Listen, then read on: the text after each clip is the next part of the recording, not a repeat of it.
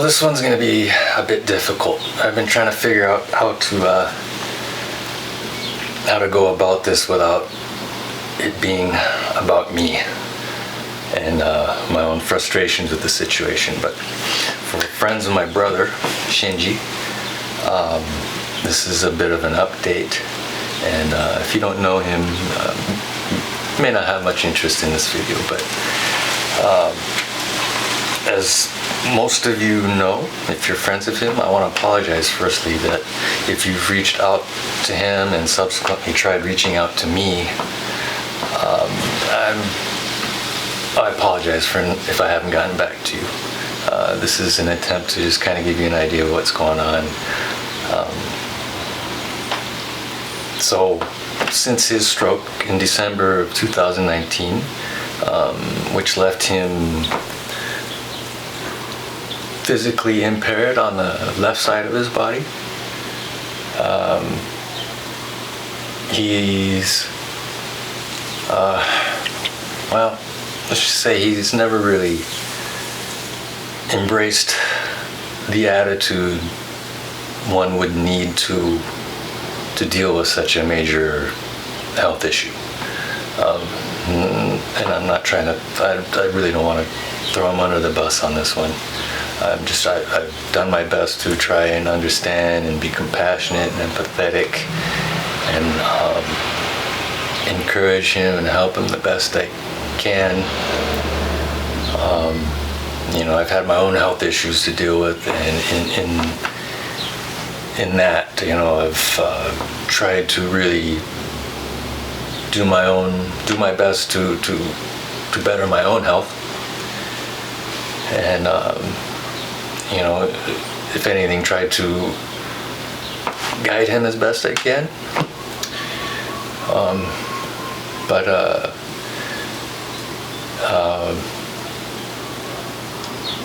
I would say he's doing all right, I guess. I mean, he's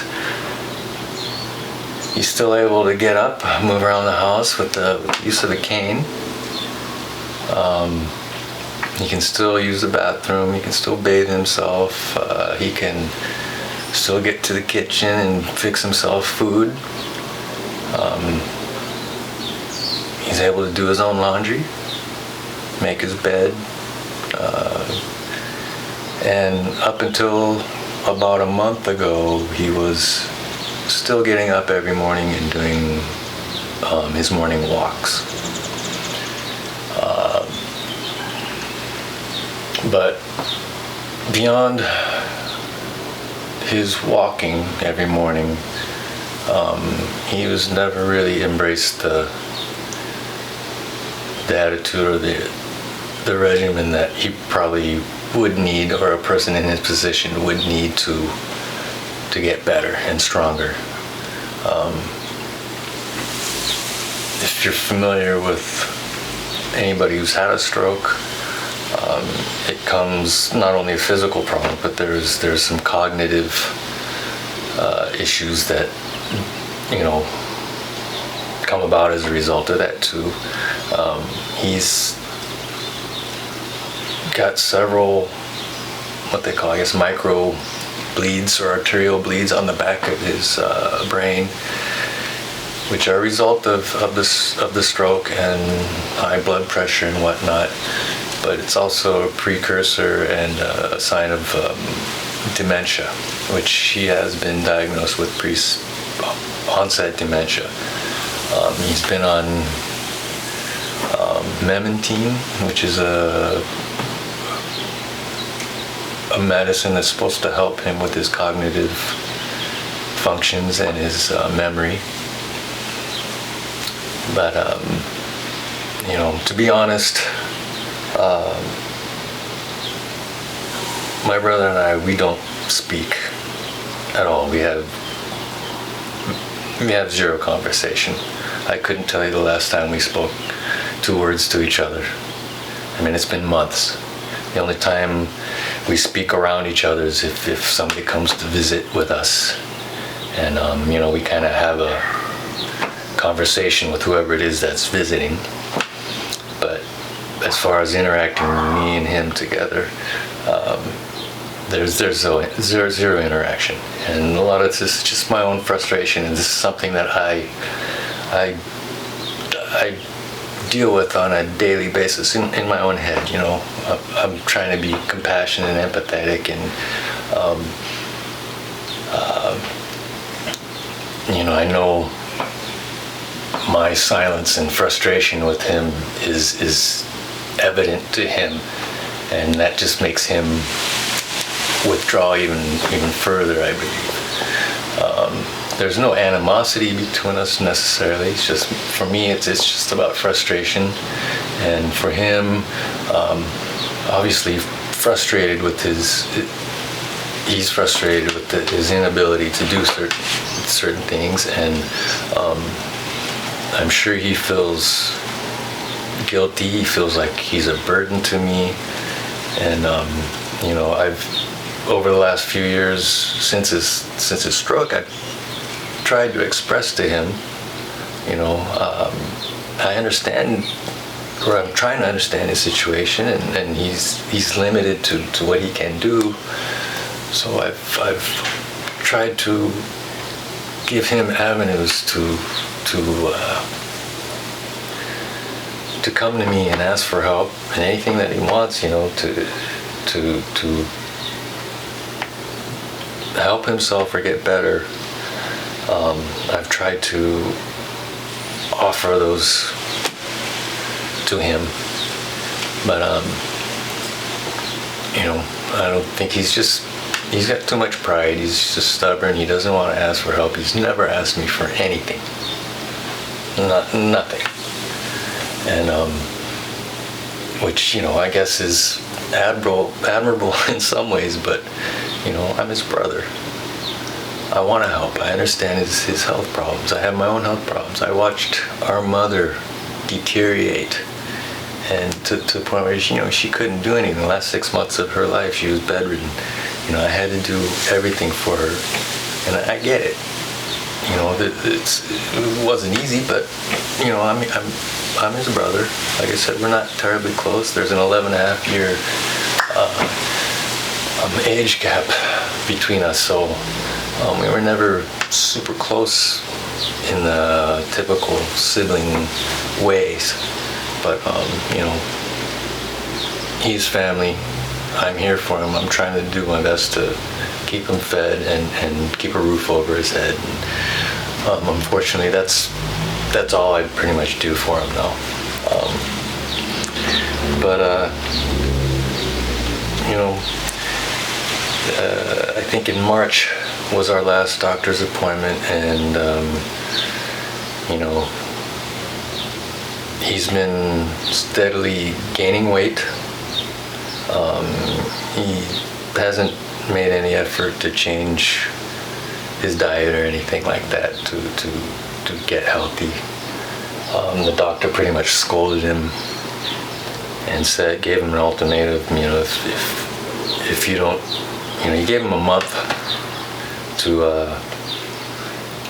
either change his diet and come back and show that his blood pressure and cholesterol is down, or else he was just going to put him on more meds, stronger medication. And my brother opted to take that month to get better and come back and show that, you know, he didn't need any more meds. And well, needless to say, he didn't make any changes. And after about a couple weeks, I asked him, you know, do you even want to see the doctor anymore? And he's like, no. And as far as I can tell, he hasn't taken any of his meds for quite a while. Anytime I ask him, he says, yep, every day. I take them every day without fail. But I haven't heard the rattle of a pill bottle in months, you know.